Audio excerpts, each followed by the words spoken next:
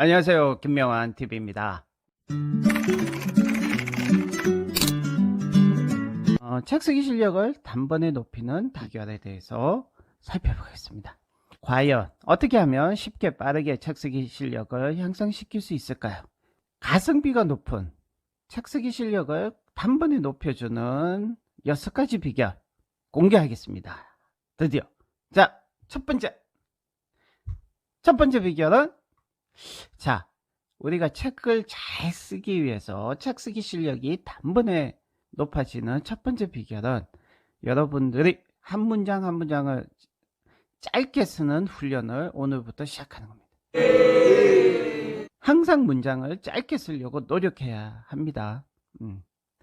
왜냐하면 소설과 같은 어떤 문학을 제외하고 우리가 이렇게 실용서 쓰기에 있어서 가장 나쁜 문장의 특징은 길고 장황한 문장입니다. 즉, 만년체로 쓴 긴 문장은 가장 나쁜 글의 전형입니다. 문장은 짧게 써야 합니다. 그래야 읽기도 쓰기도 모두 쉬워집니다. 쉬운 길이 있다면 어려운 길을 버려야 합니다. 명료한 글쓰기가 최고의 글쓰기죠. 명료한 글쓰기의 최대의 적은 접속사, 형용사, 부사입니다. 그래서 저는 이 세 가지를 책을 쓰는 우리 작가들의 적이라고 규정을 합니다. 특히 형용사, 부사를 많이 사용하는 습관은 절대적으로 나쁜 습관입니다. 수식어가 많이 있는 그런 긴 문장은 독자의 호흡을 길게 하고 리듬감을 파괴하고 일반 독자들이 이해하기 가장 싫어하는 그런 문제가 되죠. 문장을 짧게 쓰면 굉장히 많은 장점이 있습니다. 첫 번째, 리듬이 살아나죠. 독자들이 빠져들면서 책을 읽게 할 수 있죠. 문법에 맞는 올바른 글쓰기를 하는데 유리하죠. 메시지, 핵심 주제의 전달력이 극대화되어서 독자들이 술술 잘 읽을 수 있다는 거죠. 자, 두 번째 비결은 책 쓰기를 하실 때 가장 중요한 거.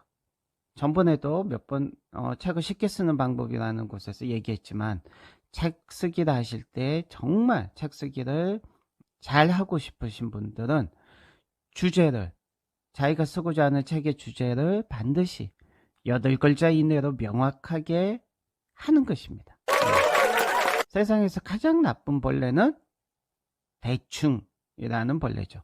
여러분, 주제를 대충 주제를 명확히 하는 사람과 구체적으로 실제적으로 디테일하게 8글자로 구체적으로 주제를 명확하게 하는 사람의 차이는 엄청납니다.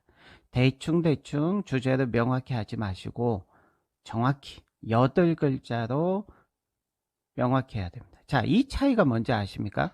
잠을 자고 있을 때 비몽사몽간에 누군가가 당신의 책의 주제는 무엇입니까? 이렇게 질문을 했을 때 뭔가 우리가 생각을 해서 답변을 하면 그것은 책의 주제가 아직 자기 자신도 명확하지 않다는 거고요. 누군가한테 자신의 책의 주제에 대해서 주저리 설명한다.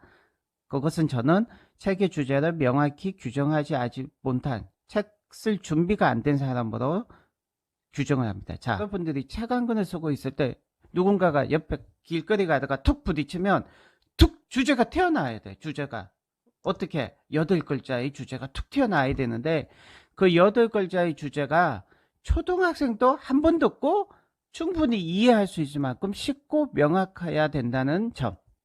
자, 이게 두 번째 비결입니다. 이 비결만 알면 여러분 책 쓰기가 굉장히 쉬워지고 책을 잘 쓸 수 있습니다. 세 번째 비결은 정확하고 구체적인 타깃 독자를 선정해야 된다는 거죠. 이것도 대충 선정하면 안 돼요. 정확하고 구체적인 실제 인물을 타깃 독자로 선정한 사람과 두루뭉실하게 그냥 타깃 독자는 40대 가장이라고 선정한 사람의 하늘과 땅 차이라는 거죠. 해보세요. 하늘과 땅입니다. 자, 네 번째 비결. 책의 내용을, 여러분들이 책의 내용을 쓸 때 단순하게 쓰라는 거죠. 복잡하게 쓰면 안 돼요. 대학교 교수님들이 책을 쓰면 물론 베스트셀러가 되시는 교수님도 있지만 대부분의 많은 대학교 교수님들이 책을 쓰면 한 권도 안 팔려요. 왠지 아세요?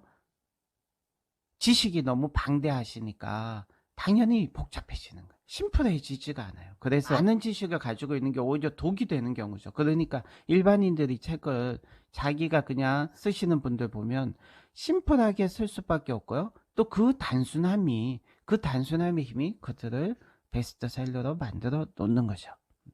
자, 5번째 비결. 자, 이 원고 작성. 책 쓰기에서 원고 작성을 잘하는 방법이기도 하죠. 반드시 집중해서 스피드하게 빨리 초고는 완성해야 한다는 것이죠. 초고 작성을 뭐 1년, 2년 이렇게 길게 잡으면 반드시 실패하고요. 실패하지 않는다면 엄청나게 힘이 들고 또 책의 흐름이 중간에 끊겨서 굉장히 독자들이 읽기에 힘들어져요. 초고 작성의 대원칙은 한 달 또는 2달 또 3개월 딱 정해놓고 그 안에 스피드하게 집중해서 끝내야 된다. 중간에 멈추면 어떻게 된다? 뭐 한 달 정도 멈추었다가 한 달 정도 뭐 다른 프로젝트 하고 나서 다시 이제 책을 쓰려고 하면 못 써요. 2배, 3배 힘들어서. 그래서 초고는 반드시 집중해서 스피드하게 끝내야 한다. 초고가 완성이 되고 나서 그 다음에 좀 쉬어도 되고 중간중간에 기간을 길게 잡고 퇴근을 해도 되고 출판사에 그냥 바로 넘겨도 되고 그건 여러분들의 선택이에요. 그러니까 초고 작성은 완성은 집중해서 스피드하게 멈추지 않고 해야 한다. 자, 그리고 마지막 책 쓰기 실력을 향상시켜 드리는 마지막 비결, 아주 중요한 비결이죠. 어깨에 힘을 빼고 발로 쓰라는 것입니다. 여러분 연예인들 중에 발 연기 하시는 분도 있죠.